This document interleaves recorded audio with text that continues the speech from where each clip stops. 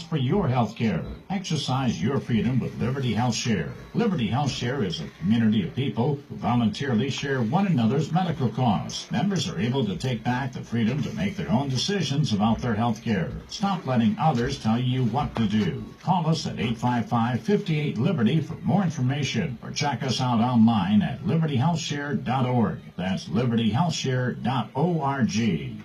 It's the final weekend of the Mississippi State Fair in Jackson. But as it dawns, 2 carnival workers have been found dead at separate locations. Randy Bell has more.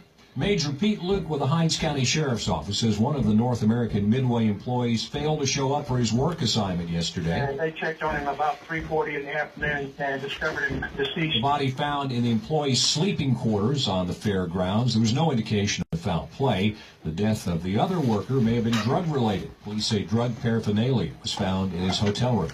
Randy Bell in Jackson. Fans of the New York Yankees are very surprised and very hopeful now that they're heading into the American League Championship Series. Michael Bauer spoke to some of them on the streets of New York. Still surprised this team wasn't supposed to go as far as they did, and they going into the ALCS now and hopefully get through Houston. I gotta watch the Astros, so here we go. The Bombers may be the underdog against the Astros, but their fans are feeling the never-say-die attitude of this young squad. This is just the beginning for this team. This is just the beginning for us. We're gonna keep fighting. After a bounce back from a 2-game deficit to beat the Indians, this fan says there's only one place for the Yanks to go and only one pace to get there. We gotta take their time and to the top. Game 1 is set for 8 p.m. tonight at Minute Maid Park in Houston. Meanwhile, the Cubs bested the Nationals, so it's going to be...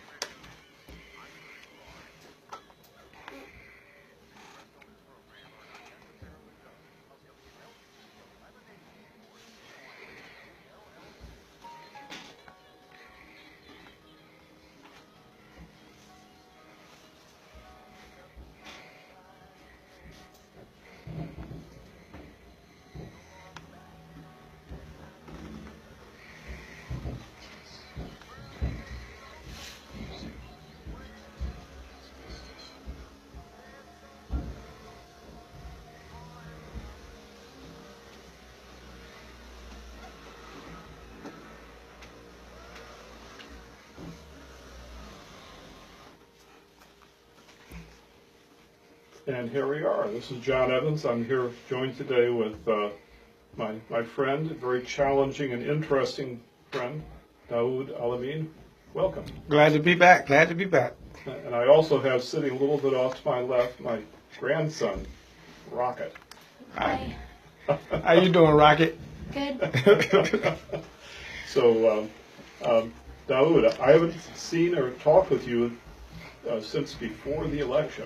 Yep. Lots going on. And one of the things that I found most interesting was that you were kind of advocating and hoping that Donald Trump would win that election. I sure was. And that got me thinking, because you got one of those darker complexions. Yeah. And you kind of got my attention. And I know that you've always been very interested in civil rights. You've been a preacher of Nation of Islam. Yep. And you're a clear-thinking, hard-hitting, straight-talking guy, right? I told you all on this air, Okay. on your show, I told Pam and John on their show, Go ahead. that Donald Trump would win. Why do you think he won? I knew it was time. It was time. I predicted it based on the time. I don't... See, I'm a very spiritual person as well. Yes. So I study scripture, I study time, and I study the atmosphere of America. America needs Donald Trump right now. Why? Because he is flushing out the garbage. Okay. We have been, ever since Dr. King was assassinated, black folks especially, and America especially, has been pacifying situations. Mm-hmm. We'll gloss over what's really real. People pretending to beat the problem, and the problem will never be done until we openly look at the problem. With Donald Trump, which I predicted he would do, because I knew it was time for this to come. Once you've gotten Barack Obama, we had reached the apex. There was nowhere to go. Was Barack Obama telling the truth about the situation? No, he couldn't. Why not? He couldn't. He would be crucified if he really revealed what he knew. So we had reached the apex emotionally. When Barack came in, America had reached the apex emotionally because everybody assumed it's all good and dandy. We have elected the first black president in this country, and now all of a sudden it's okie dokie. But it wasn't. There were people like myself that were sitting down there saying, I'm still suffering, man. Okay. I'm still suffering. There were people on the streets that saying, we still have mass incarceration. There were people without work saying, we're still unemployed. But what a 10% of blacks and 100% of whites said, hey, when I say 100, 80, because I wouldn't put you in that conclusion. There was an 80% that said, hey, guess what? We got a long, long way to go. But we saw that, but we got ostracized for saying it because you could. Who would dare? Look at Cornel West. Cornel West has been crucified. One of the most intelligent black thinkers in America. He has been crucified. Why? Because he dared to criticize his brother Barack Obama. He got criticized in his own community. Well, so you're saying that the media was protecting Barack Obama? The whole 8 years. They couldn't. If the media had said anything against them, they would be racist. If blacks had said against them, they would be Uncle Toms. So you can't win. Or no, not Uncle Tom. We've been nationalists that would have said something. So he was protected. However, the problems of America. See, Barack wasn't to solve the problems. The problems of America were still there. They were just pushed to the side. Now here comes Trump. When I told you all, when I went out there that day to UNCW, to the rally, before then I said he was going to win. After I went to the rally, I said Donald Trump will win, but Donald Trump is going to be good for us. I might have to take that back now. Well, how is he? Okay, here's why. He's partially good for us. Here's why. Donald Trump is pushing out what's really there. For once in my life, I have seen, especially in my community, I have seen blacks come to the forefront like never before. I mean, it's like, it's conveniently, I said something today, it's okay to be conscious now. It's okay to be black now. It's okay to be who you are now because he's pushing that envelope. That's the good thing he's doing. But I'm telling you, the bad part about it is he's a smooth operator. Now, I've watched what he's done in the last 2 weeks. I've not noticed a lot of smooth operation. He's constantly getting in trouble. No, he's not. We still, like see, again, for people to say that, they still do not understand the magic and the genius of Donald Trump. Donald Trump is Hitler genius. Let me clear that. Donald Trump is Hitler genius. Hitler wasn't a dummy. He was bad, but he wasn't a dummy. Donald Trump is Hitler genius. Okay, watch what he's. I'm very skeptical about calling anyone Hitler. So let me show. So let me show you what he did in the last 3 weeks. Okay. Colin Kaepernick stood up a year ago and went out on a conscious issue. He had a girlfriend who talked to him. He was politically conscious. He had a platform. So what he said was... So the girlfriend influenced him? Yes, she did. Colin Kaepernick was a high school jock before that. She influenced him. And he said, you know what? I'm going to use my platform and I'm going to stand up against police brutality. So he stood up. He first sat down, and then a beret came to him and convinced him that it's better to take a knee and not be disrespectful to the flag. So to not be disrespectful to the flag, he no longer sat, he took a knee. Now me, being a former Jehovah's Witness, understood that because I never stood for the flag in growing up in America. I grew up a Jehovah's Witness for 18 years. I never stood. And my daddy had to go every school year and argue with the principals and teachers of the school why his children would not stand for the flag. So there have been other people in this country who stand for the flag. There was a law that the Jehovah's Witnesses challenged the Supreme Court and won into the Supreme Court, and that's why their children were not mandated. So I understood what he was doing. And I'll just add this little note. Jehovah's Witness had a similar problem with Adolf Hitler. Exactly. He put him in concentration camps. Concentration. Yes, we're well aware of that. He put him in concentration camp for not standing for the Nazi flag. So when he did that, I was well aware of what he was doing. He was bringing the conscious level to what was really going on here. Now, here we go, and we go for a whole year, and all of a sudden, what happens? Nobody is backing Colin. So Donald Trump, being the genius that he is, I'm gonna show you his genius right now. Being the businessman, the shrewd businessman that he is, because he had a beef with the NFL anyway. So what he says is, I'm gonna call him an SOB. When he said that, for white America, they didn't know what he was saying.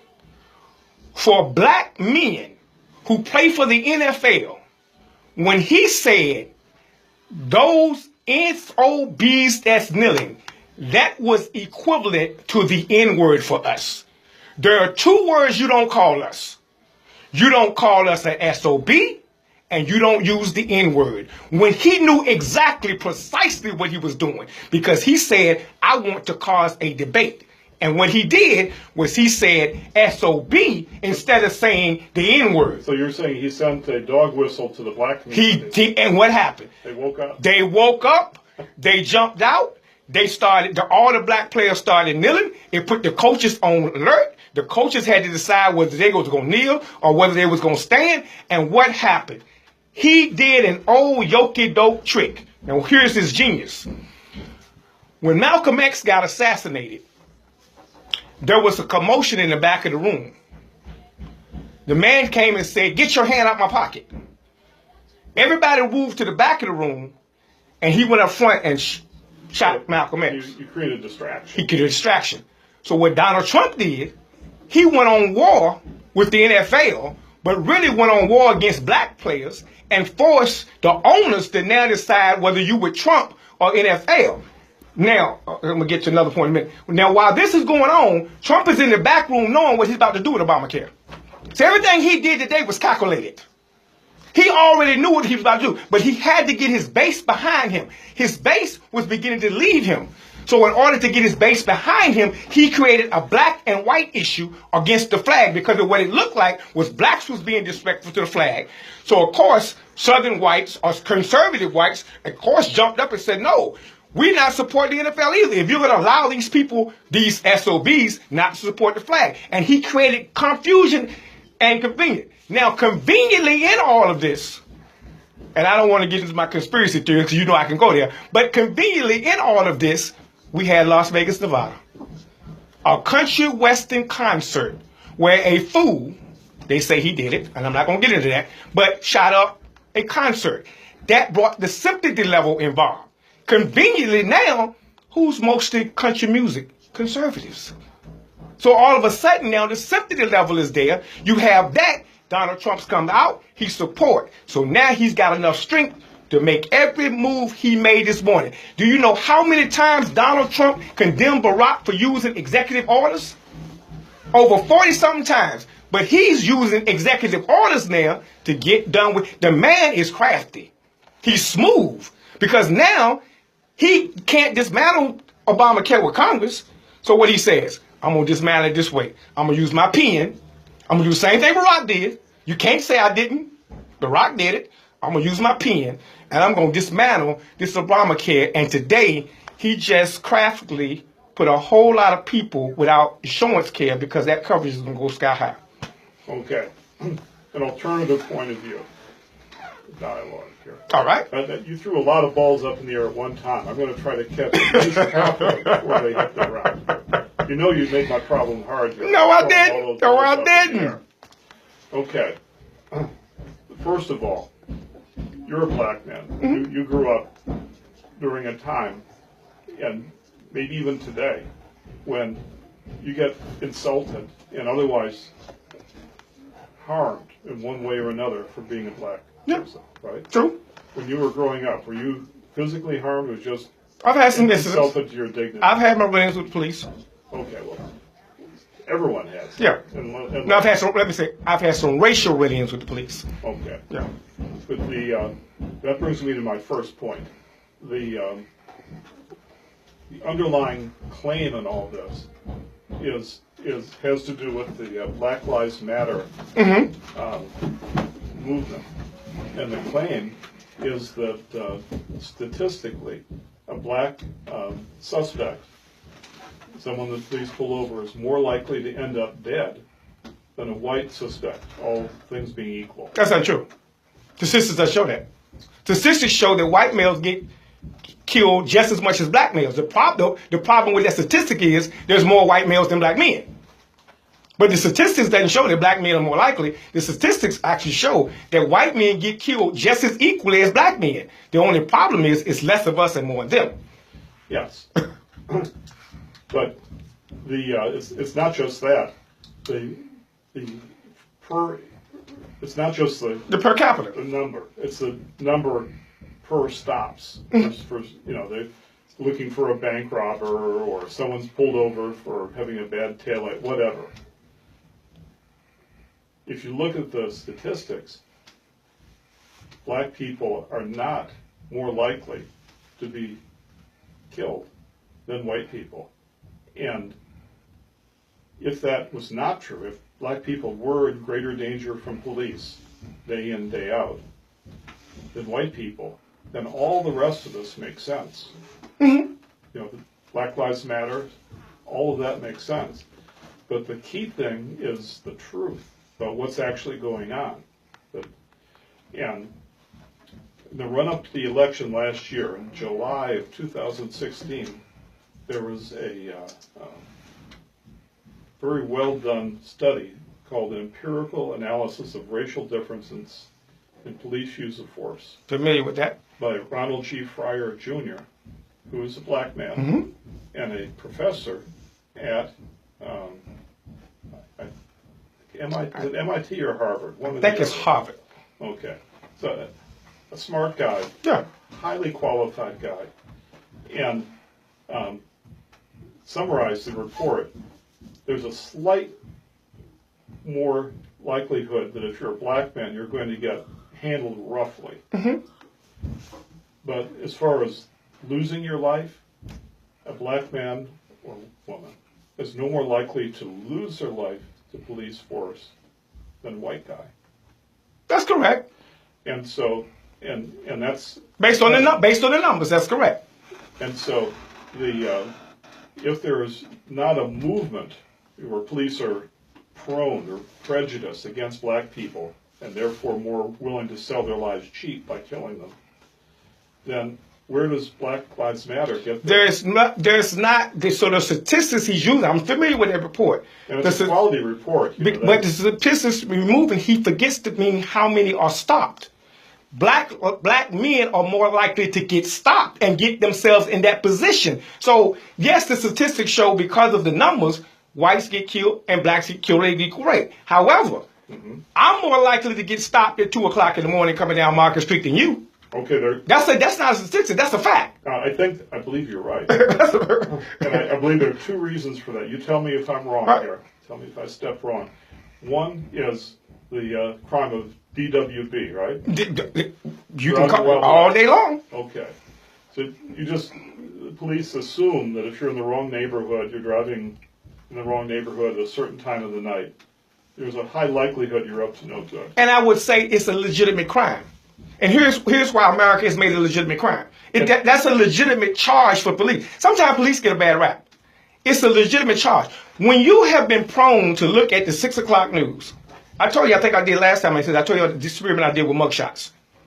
I did the New Hanover County mugshots. And what I did was look at the New Hanover County mugshots, and I got the police report versus what's put in the mugshots. So what's put in the mugshots are poor whites and blacks. They never put the lawyers, the doctors, the engineers, and the school teachers that got stopped on the same Friday night, that went to the same jail, but they were eliminated from mugshots. You never see their pictures because mugshots pick and choose what they do. The same thing the news media does. The news media has the right to pick and choose what story they pick.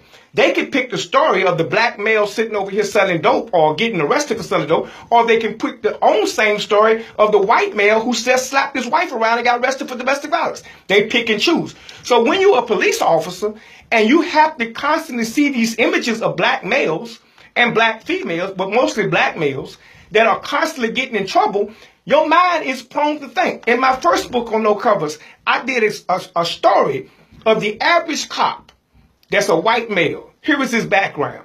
The average cop that's a white male was 9 times out of 10 played on the football team or basketball team. He always was second string. Why? Because he always had this black male that was first string. Didn't have the best of grades, but the coaches liked him because he could run fast and jump through the hoop. But he put him on first string. That was probably a white male that was just as good, but didn't get on first string because the coaches favored him and made that black male a job. So now, here's this white man that graduates from school with a C, goes to Army, comes back home in the military, and guess what? Here's this same black male that's on this corner that didn't make it through college because why? The coaches passed him along and he didn't have the grades to make it through college. But you mean to tell me I didn't get the starting lineup over him? That's a real mentality. And he has every right to have a mentality against that. The problem comes in when they use their badge to go against what they emotionally feel. And I have no problem with white men feeling, you know what, I've been overlooked. I have no problem with that. The problem comes in is when you use your badge to go against what's necessarily right to do. And that's where Black Lives Matter come in. And Black Lives Matter made a big calculation risk and they messed up. I can tell you about that. Okay. They messed up. I'm going to set some ground rules here. Okay. Is it fair to say that you're more of an expert on the way black people think than I am? No. It's not? No. So I am as likely to be right in reading the black mentality. Mine is my opinion and yours is your opinion. I can't never say another person's opinion is not an expert caliber view. I can't say that. But having not lived the life, am I as likely to be right in my assessment as you are? No. I'm not as likely to be right. Yeah, you could be. But it's not as likely. No. Okay.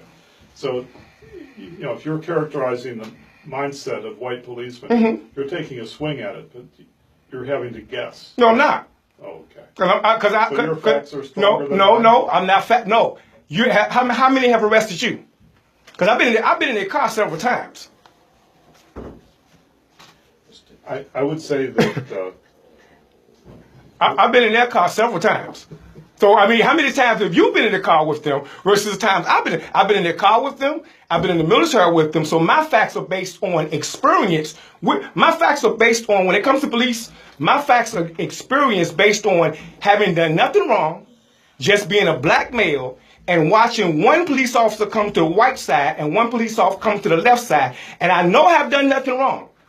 I got my son in the back seat with a car seat, but I'm still treated as a criminal. That's what my facts are based on, nothing else. I know, but that's what they call anecdotal evidence. It's your personal experience. Yeah. But it's not statistics. It's not. But the statistics that you just prove the same statistic, that we're more likely to get stopped. So what Colin was doing, Colin was making a statement that until America treats everyone equally, he wasn't going to stand, which was his right. Okay, so we're getting there. I want to go backward just for 1 minute, and then I'm going to join you right there. Is it true that there's a higher crime rate among the black community? Why? That's true, but why? Okay. The question is true, but we have to look at the evidence to prove why. Because okay, so black people, y'all can make more crimes. Yes, we do. We will rob and steal. Yeah, we do. Okay. But why? That's a valid question, but it's not the point I want to make right now. If police know that there is more crime committed by black folk right now, right, and we can explain why. And I think I've heard the similar argument that you might have in mind, but that's another valid, not bigoted reason. I give them that to be concerned. Oh, I give them that all day. And so as I said, the police have every reason. The police have been given every bit of information they need to target blacks. I give them that. But once someone gets pulled over, they deserve to be treated fairly. Exactly. That's the bottom line. But that's what's missing. Once treated over, once a police officer pull you over, which college is trying to say, once they pull you over, all of that back information can't be hidden. They're going to the car with their life in their hand. There is no way that they cannot put in their mind the 6 o'clock news, the statistics, the crime rate, and all of that goes in. They should be able to, but they can't. Well, according to this study done by the Harvard professor, they actually do. They are more likely to kill a black man in spite of their prejudices. So let me tell you what I did. Let me tell you what I did for 4 years at UNCW as a psychologist. Okay. I did studies. Okay. And any psychologist know I can make the study do whatever I want to do. It's what sample population I use. All you have to do with a study is get a sample population, because you didn't study all America. You got a sample population to study. So most, and they don't say this, but most professors already have an opinion before they start a study. And what they do is they get samples based on the study, and as soon as they can say, they prove what they're trying to say. That's how a study works. I'm very familiar with that. That's how it works. So when people, it's also possible to do an honest study. Yes, it is. But most of these studies are shrewd, and when they become shrewd, I say, well, let's look at if I got 100 people, 2,000 people, 3,000 people, or a whole community, which is what Black America is saying. I got a whole community. I got a whole community from Oprah, from Barack, to JoJo on the street. It's not a community that's not all inclusive. When you look at what's going on with this particular situation, especially when it came to Black Lives Matter, it came from the top actors and lawyers all the way down to the average drug dealer on the street. It was all in the community. So when I have a whole community crying out, then it becomes America's responsibility. What Trump did, which he wisely did, and which I said why he would win.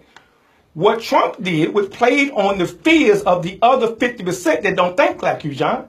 What white America has to realize is that there are 50% that don't think like they think.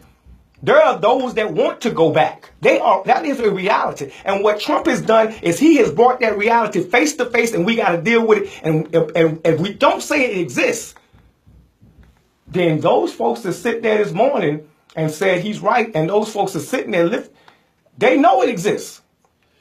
And he's done a good job of doing it. Mm-hmm. And that's why I'm glad when people say, well, Daoud, you encourage people to vote for Trump. I said, no.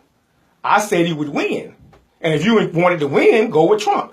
But my philosophy at that... you said, I hope he does win. Yes, I did. Because I didn't want...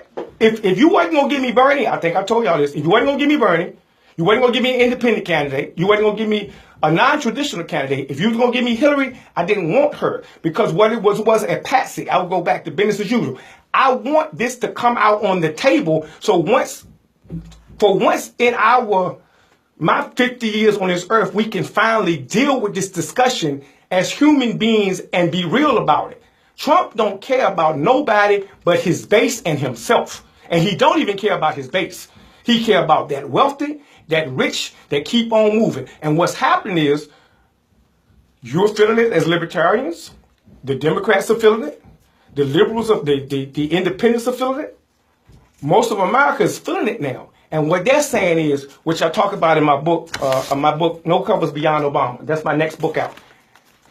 What is going to be a beautiful sight when all of those forces against figure out a common denominator forward. The problem is now we haven't figured out a common denominator because we're so busy trying to figure out defend his garbage that blacks and white can't figure out the common denominator against those 50% that's holding America hostage. Well, I think that it's very important that we have honest and lively dialogue. Yeah. Which means people come to a dialogue not already agreeing with each other. Exactly. So then the audience doesn't fall asleep. We don't fall asleep. and it's worth listening to. And so that's what we're trying to do here. Yeah. You had a totally different upbringing than me. Oh, yeah. And you had experiences I've never had. But I probably could not have. I have learned over the last, this last year has been good for me. This last year had caused me to actually listen to the other dialogue. Because to make sense of all this, I've had to open myself up and say, because after my experiences with police, I didn't understand cops. I had to listen to the dialogue to say, yeah, you know what? If I'm a white officer and I'm going out with a gun and a badge and I'm late night and I pull a car over, I'm trying to get home to my wife and 3 kids. And sometimes I might not be thinking. I'm just trying to get home. And I had to honestly listen to that dialogue.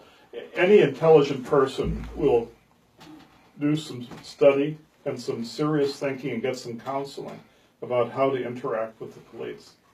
I want to tell you a story about me. I'm a libertarian. I'm the chairman of the Libertarian Party. Mm-hmm. I have bumper stickers sometimes that reflect my libertarian view. Mm-hmm. Less government is better or something. And near my home, I kind of rolled through a stop sign, what they call California stop, right? Mm-hmm. And policeman was right there. He pulled me over. A young kid, white guy, skinny, very skinny kid. And he said, "You realize you just went through that stop sign?" "I'm sorry, officer. I was distracted," I said. And he said, "Well, give me your license registration." I gave it to him. But I also gave him my concealed carry license, just to let him know it's the law required. Right. And he came back and he said, "I'm just going to give you a warning." Mm-hmm. And then, middle of the day, white guy in the driver's seat, white guy, policeman, he unbuckled his gun, put his hand on his service weapon, and backed up, never turning his back on me until he got into the police cruiser and saw me drive away. That guy was on a hair trigger. Okay, now. That was. Let me ask you. If I had made a wrong move there, let me ask you. Could have ended let me ask you. Right okay. then and there. Let me ask you. So now you looked at that from your perspective. Yes. Now let me look at it from my perspective. Okay. From my perspective, he looked at your bumper stickers and recognized you was a libertarian. As a libertarian, he looked at the bumper sticker, he seen the situation. This is a white, elderly male libertarian. Okay? So he ain't hold. Well, white, older, mature libertarian. Older guy. So he looked at that. Yeah. Now, had that been a black male with the same philosophy that you have as a libertarian, they would have brought the dogs out and checked his car for marijuana. They would have searched the car for every weapon they could find because they would knew that's his mentality. Because me as a nationalist, I get it all the time. I could have the same philosophy as a libertarian, but as a nationalist, they check me for drugs and weapons. But with the libertarians, they just back away because they say that understand that principle. The libertarian principle is okay for you to have legalized substance and it's okay for you to have weapons. Me as a nationalist, I have the same opinion. But as a nationalist is black, he gonna search me and take me to jail. He gonna let you go. But why was he behaving so oddly as he backed away? He would pay it oddly because he knows if he goes against you, he in trouble. If he went against me, he wasn't going to be no trouble. You mean to tell me you wasn't smart enough to walk away from a libertarian? You know they know their rights. He knew that. Over here, he knew this. Why was his hand on his weapon? Because he understood you knew your rights. He understood. I wasn't going to shoot him. But he understood, he knew as a libertarian, if he drew first, you had the right to draw first too. Because you didn't do anything wrong. And you was legal. You already showed him a bit. He understood the law of the land. Over here, he don't care about the law of the land. He was afraid of me. Yes. Yes, you got... He'd be afraid of you, too. No, he wouldn't. I'd be just a nationalist dead fool in the middle of the street. That's why I teach my boys, put them up, go home alive. No, I've been just a nationalist. I've been a black nationalist dead in the middle of the street. Somebody standing up for my right. But see, when we have those conversations, that's just how it... And you know what? I'm okay with it being that way. That's the difference with me and most other blacks. I understand it's not going to change. I'm not expecting America to change. I'm liking Trump because he's putting it out there so enough America changes. I'm not expecting America as a whole to change. I'm expecting enough of them to change so they can say, you know what? Them things they've been talking the last 30 years, it's actually real. I'm going to give our boss a chance to make a little money now. We're going to go to a little block of commercials, and then we'll be right back. Oops. Oops.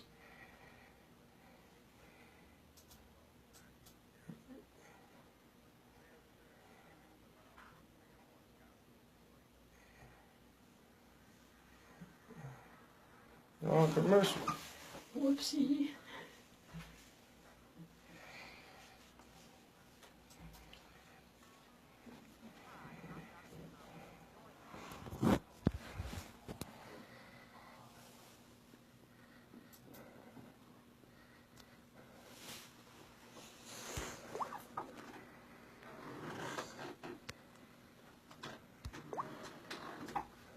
And that's it.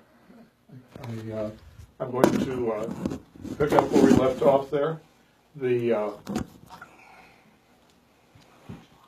way it works in my world is you handle police carefully, and you know that they have rules. You know what their rules are, and as long as you don't frighten them, everything's going to be okay. Yeah, But again, I like the way you phrase that. That's the way it works in your world. Yes. It don't work that way in the black world. So you think that they're more wild cards? It doesn't work that way. It's just natural. Okay. When see, we have to deal with. I love being a psychologist because I deal with human nature. You can only expect someone to act as if how they've been treated. I can't. You've been treated. That situation was perfect. The example you gave was perfect because you was treated with fairness. You were treated with fairness and human dignity. Had that same police officer came to a car, number one, the first thing he gonna do is call for backup. Did he call backup? No. Call for no backup. No. Don't back up. So the first thing he gonna do in my situation, he gonna call for backup. Now you already got me at odds because I'm the same as you. I can make the same as money as you. I can have a job like you and a career like you. But he didn't call for backup on you, but he pulled me over. Now he gonna call for back. Now he got me at odds because now you got one on this side and one on this side. Why you couldn't treat me with the same dignity? I got a shirt and tie on. Why you couldn't come to my car window and let me roll down and let me give you the license and registration and back up and be on my way? No, you got to call your other homie in and go back up for you. Now you already got us at odds because we asked the question, why? What are you calling back up for? What do I do? Now when you start asking question after question, when I gave you my license and registration, you want to know where I've been, where I'm going to, what time I left there. He asked me that too. Yeah, I told him I was running for political office. I was going to. You was out the door then after that. You know that, John. Because I'm telling him I'm coming from a girl house, so I'm going over here, and he wants to know. So then he starts sniffing around the car to see if he can smell anything illegal. You know how it works. But that's America. The only reason why I'm glad that he's in office, because it's coming out now. We've been pushing it to the side. I agree with you. I thought that Barack Obama did a terrible job of using his position to have a genuine dialogue and to actually help us solve some of our If he did it one time. Okay. So let's go back to Jeremiah Wright. He tried this one time. And he got crucified for it. For Jeremiah Wright? He got crucified. He had to come out there, and I was so ashamed of my brother that day. I was so ashamed of my brother, Barack. Here is a man that not only helped you and your wife get married, here is a man that counseled you. Here is a man that consulted with you. Here was a man that had your back when you was running for prison. So because he had a few speeches that, quote to quote, the media picked up and wanted to say, this Jeremiah Wright is a religious scholar. In his field, ministers, white and black, are him as doing his theology. He had to go before national television and denounce his brother and his pastor because white America didn't like it. And so, not all white America, a percentage. And so what he had to do, once he did that, I'm going to go through this again? Do you want to know what I thought of Jeremiah Wright at the time? I thought that he attended the Louis Farrakhan School of Christian Theology. You know why? Because you only heard sound bites. Had you studied Jeremiah Wright, you would say he's in equal in equal theology as the Protestant Reformation. He's that in his background. White theologians studied Jeremiah Wright, but nobody knew that because the only thing the media played was some sound bites from church. But they did not know the history of Jeremiah Wright, and Barack knew that. That's what offended me about Barack, because Barack knew that Jeremiah was a scholar. This man was a religious scholar. And Barack had to go out there and say, nah. I was disappointed in him for that, but he had to. So after that, Barack wasn't going to have no race dialogues no more. Well, I think that it's possible to say I disagree with him on these things, but he has a lot of other good qualities. Yeah. But I mean, you disagree with him. He said more or less? Barack? Barack. Man, Barack had to go out there and put his head between his cheeks. He had to save the country. It was about to ruin his candidacy. I understood why he did it. I disagree, but I understood why he did it. He had to, but it wasn't fair. What America expects us to do? Here's the difference. When you have a situation with the police car, America expects us to always take the high road. We as blacks always got to take the high road.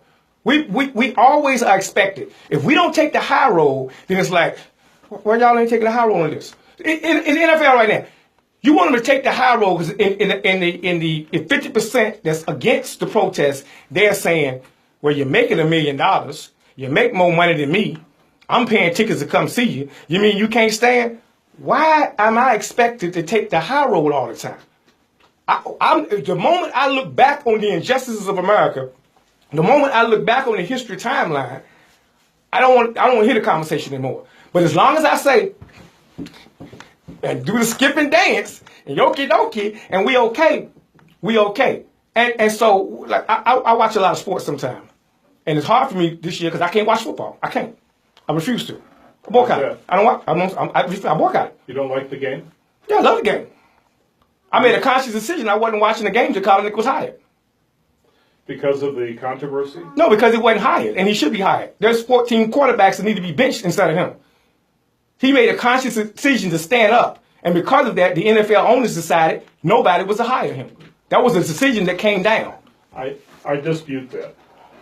Okay, if you were owner of a team, of those 14 teams that's losing right now, you going to tell me those quarterbacks are better than Colin? Well, a person who went to the Super Bowl just 3 years ago? Here's what I think. I think that he was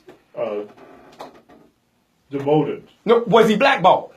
See, y'all won't say that. Let me work my way up on it. I think in his team, he was demoted based upon merit. The guy that's currently the okay, I give him that. Quarterback is better. And I'll give you this. There are probably at least a dozen other teams that would be blessed to have him on their team. But was he blackballed? And I don't know. But I don't know that. See, that's what we. I don't know if it's possible or feasible for him to be traded out of the team that he's on the bench for right now. So it's not feasible that the NFL commissioner and the owners got together and said, look, this particular person is hurting our advertising sales in America. Our ratings are going down. 4 weeks into the season this year, the ratings are down. That's their problem, but they've been going down before that. The ratings are going down. We need him benched, and he's not to play for another team at all. That's not feasible as well? Anything's feasible. Yeah. I believe aliens might be exactly. On their way so when I look at this thing, I have to use the term blackball because the man doesn't have a job. If I was on a job and I know a person is qualified, he's not been fired. He's just benched right now. He's the backup. No, he's not. He's not. He's not on the team at all. Well, they didn't rehire him. No, nobody's hired him. He's not on. That's what people forget. He was not benched. He had a contract dispute. He got out of that contract and nobody picked up his contract based on what the situation was. Based on if I pick him, my constituents are not going to support me. So what happened? Revenue sales supported that. Here's where they backfired at. They did not expect Donald Trump to get into the picture and now cause whites not the 10 games and blacks not the 10 games. 4 weeks into the NFL, it's the lowest ratings ever. 4 weeks in. Lowest ratings ever. Okay, I have a grandson who's itching to say something. Oh, all means. Okay, there Up close, is a child. up close, Rocket. Okay, there's a child in the room, and I've heard B word twice. B word. bitch. Strong language on the radio. Earlier on, in your monologue. Bench. Yes. Been benched. Yes. That's not the B word. Oh. Oh. That's benched. Made to sit on the bench. It's an accent. That's an accent. Okay. I would never go on radio and use offensive language. Okay. That's not even my characteristics. Okay. That was benched. So glad we made that clarification. Yeah. Yeah. FCC, back off here, please. Please tell them to go back home. We need the money. No. Okay, we just have a few more minutes, but we're talking about Black Lives Matter, which is the basis of the protests. And if the facts, the numerical facts, don't back up the death thing, which is the main statistic Black Lives Matter is, their narrative is based upon a disproportionate, an unreasonable number of deaths. It doesn't mean that there isn't racism. It means that the facts in this case don't support the philosophy. But that wasn't Black Lives Matter and Colin's stand. See, you can't limit the Black Lives Matter movement to police brutality. If you go in their website and look at their eight-panel platform, they had a platform. If you listen to Colin Kaepernick, it wasn't about only police brutality. What Colin was saying and what Black Lives Matter is saying, until black folks in this country have equal access, equal opportunity, equal chance to survive and live. It wasn't only about, see, they want to limit it to the police brutality. It wasn't. It was about until black folks in this country can honestly have an equal access, that dream that King was talking about, until that dream is a reality, we're fooling ourselves. And that's what Colin and Black Lives people. Okay. And what the media has done and what politicians has done has streamlined it into something they can control. They can control the data on police brutality and say that's not happening. But that's what the movement was about. The movement was about our employment. The movement was about our employment rate. The movement was the prison pipeline that I designed. The movement was about equal housing. The movement was about the incarceration rate. All of those were facts. The movement was not about just people getting killed by police. Oh, but it included that. That was 8% of it. Yeah, but that's the most. That's what the media made because they knew they could control that. The media overlooked what we were really screaming about. We were not screaming just about the police brutality, put a hit on it. It said, okay, he's being charged, but hold on, where did he get that? Because of the stereotype, because of the school to prison pipeline.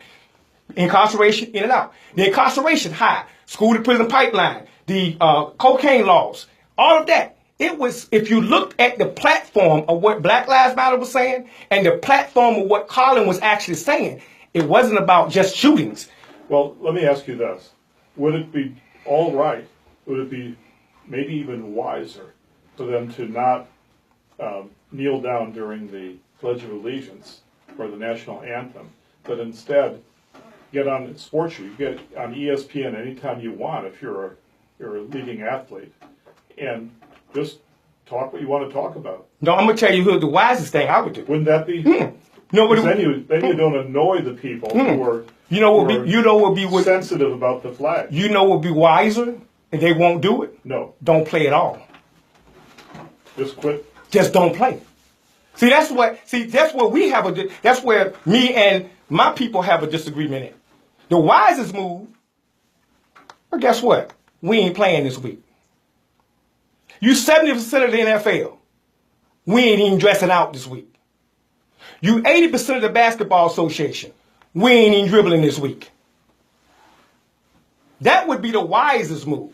Well, But we can't make that move because everybody's infringing us along the way. The wisest move would be don't play at all. If you don't want me, if I can't bring my First Amendment rights to your stadium and my game, guess what? I'll take my First Amendment rights home. We'll do a black NFL. We'll do a black NBA. And guess what? You won't come watch us play. But they won't go there, and what they do is they keep that message from getting there. The wisest move they can make right now this weekend is not one of them dress out. And I guarantee you, if 70% of black players don't play this week, you're going to see some change in America then. And we won't even have to stray. You won't even have to lift a hand. Well, what will happen is that the league would fold. Will fold. Would fold. That's 30 billionaires that just went broke. Yes. And you think that's not gonna make some change in America? And also a large number of millionaires that just went broke. Yes. But you think that won't make some change in America? I don't think they're that courageous. We got to land in the sand. Because that to me is the wisest move to make. You got them on the heels. You got them in a corner. Just don't play for 1 week. I guarantee you, it'll be a whole new ball game. Okay. And I'm sorry if you thought that's what I said. Okay. Time's up. I want to thank you for being here. Always a quick hour with you, John. Oh, my new book coming out in November. Okay. Beyond Obama. No covers. Beyond Obama. Thank you, David. All right. Always glad to be here. Good day. All right.